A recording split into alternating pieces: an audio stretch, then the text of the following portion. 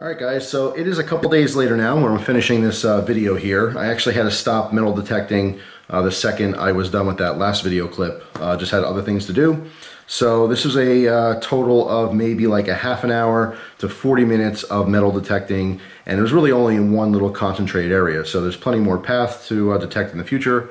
You know, so it's kind of a situation. There's very curious to see what else is in that area. Like I said, most times when you're metal detecting, you just find a bunch of garbage, you know, litter. It's a sad reality of our world is that people throw their garbage on the ground and no one's there to pick it up. Stuff falls on top of it and it's there forever, right? Until a guy like me comes along and finds it. So yeah, some things you're gonna dig up is gonna be a little bit more interesting than others, but you know, you have to get used to finding a lot of garbage and a lot of pocket change, as you can see here with this penny. So here's the conclusion of this one little metal detecting experience. I got the jeweler's loop out so we can get a closer look at some of these things. So here we go. So the first thing I found was this, and I happen to know what this is only because when I first got into metal detecting, I found a few of these as well as these. This is part, as you can see, of a pull tab for you know, soda cans, beer cans. This is how the pull tops used to be, as I mentioned in the other video. You know, you'd pull this off, but it would be removed completely. And eventually someone changed the design, so, you know, regular cans, you just pop it open and it stays on the can, which makes more sense, right? Because obviously, as you find these everywhere, you know that once you pull it off the can, what are you supposed to do with it? Some people put it in the pocket, other people threw it on the ground. No big deal, right? So there are millions of these all over the earth from people enjoying their beer and whatever else. So yeah, that's what this is. First I found a piece of one, and then later found a intact one, which is cool because then I can actually explain this better. Kind of hard to understand, you know. Imagine this on the can, completely flat. I guess it'd be like this. And you know, you pull up and it would literally peel out. It'd be kind of scored this shape. And then you have the hole on top of your can to drink with. So that's garbage, but interesting garbage at least, as opposed to finding a modern you know, soda can lid or top or whatever, as well as regular bottle caps. Bottle caps being metal, you're gonna find a lot of those too. Some are cool because they're very old, and some are, you know, not that old at all, and very uninteresting garbage. So the next thing I found was a penny, and you know, change is always good, even if it's a penny.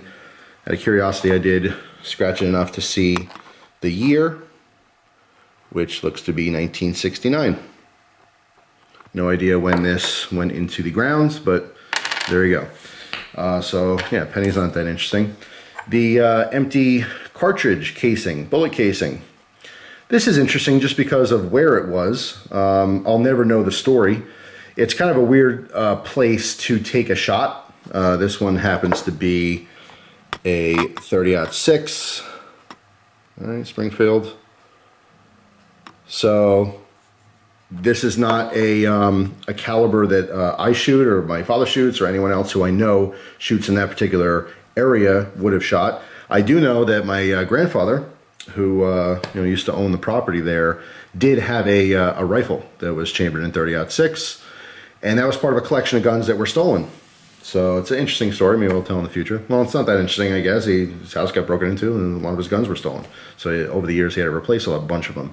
But one of those rifles was a 30-06, and so I'm assuming that this casing was from that rifle. I don't know if he took a shot in that particular spot, or if he took a shot and this made its way there as trash. Maybe it landed on something. Who knows? Fell out of a pocket. Well, we never will really know. But still interesting nonetheless. I'm sure there's a lot of casings on that property.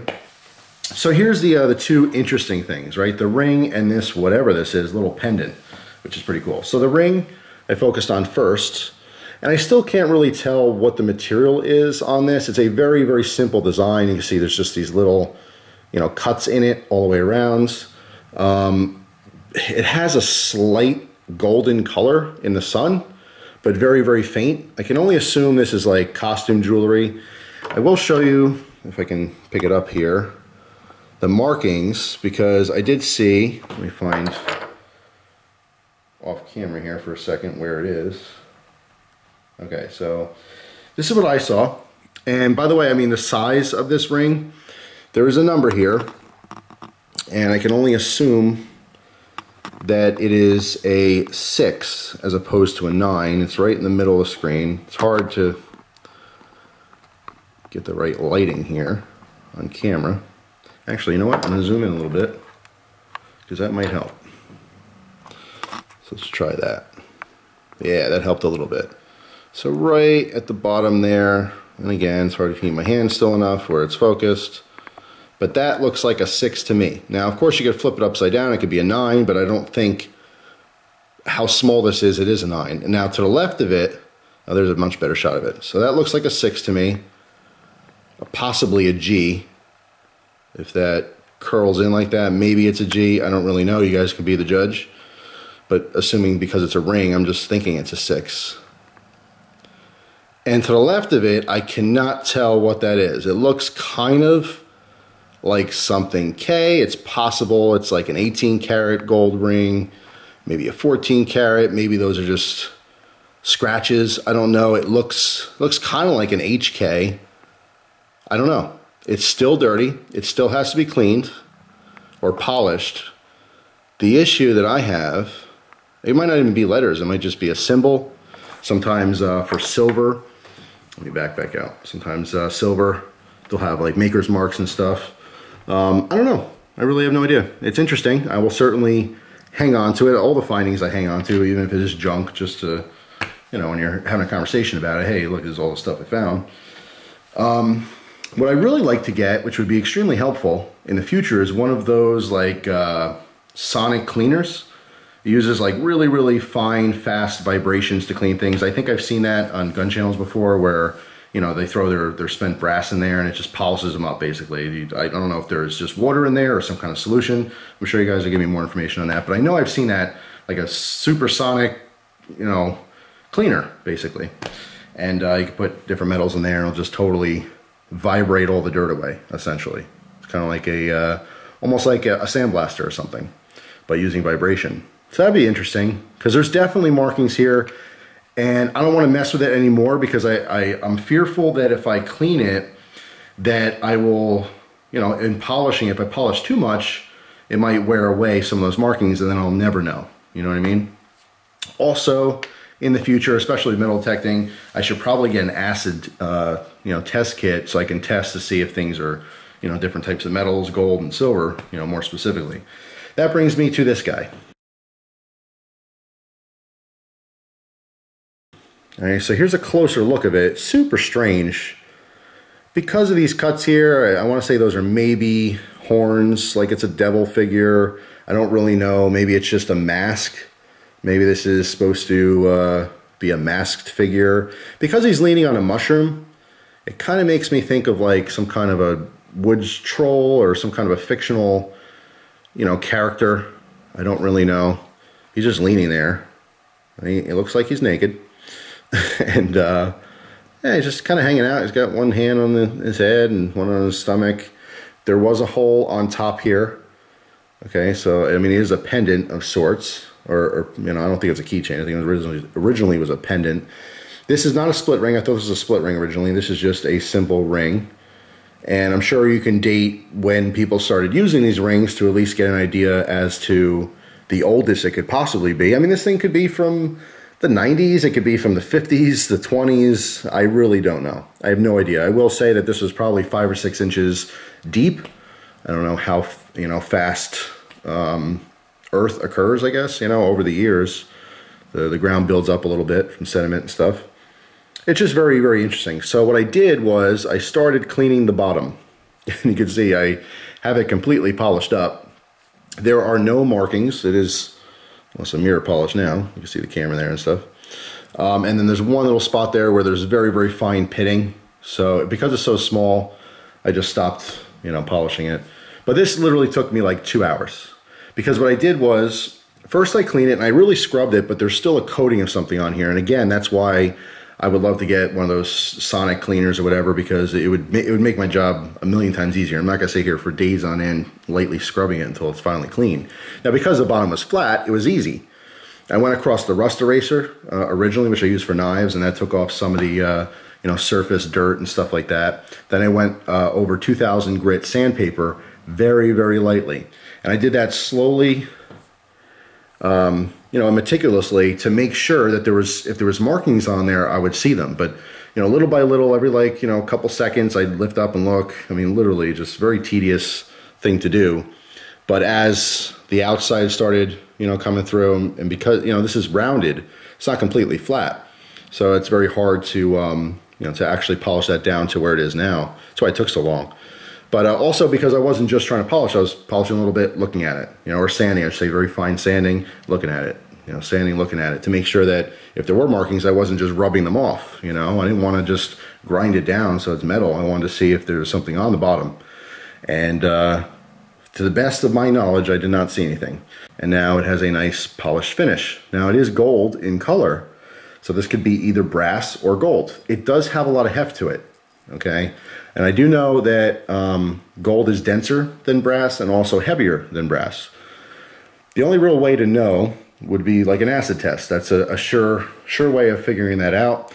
Another thing that I do know is that brass has a little bit of a smell. It's a distinctive smell as opposed to gold, which has no smell. My problem is that even polished up and stuff and rubbing this, I don't smell anything at all. But when I put this whole thing up to my nose too, is that whatever coating is all over this is still kind of a very faint, dirty smell. You know what I mean? So I can't distinguish it. I'm going to have to get an acid test kit rather, to see if it's actually gold. It's a good thing to have anyway, because even if this is brass, in the future I can always use that for other findings. But just out of curiosity, I did try a magnet, and the ring and this are non-magnetic, okay? Gold, precious metals, gold and silver are not magnetic. Gold, sometimes people do the magnet test with jewelry to see if it's fake gold or not. You have to understand too, is like if you have a 14 karat ring or something like that, there's a lot of other metal in there that is magnetic. So it's not a sure proof test of whether something's truly gold or not. It just depends on if it's pure gold or not. But brass is not magnetic either. So it's still very possible that this is brass. I don't really know. But it's very intriguing. It'd be very cool if it was gold, but even if it was brass, it's certainly a weird thing. I don't know if this is a good luck charm. Maybe it's a bad luck charm. Maybe it gives you the heebie-jeebies because it's kind of weird. I don't really know. I don't know where it came from. I don't know if it was in the ground long before my grandfather was ever there. My grandfather did travel around the world.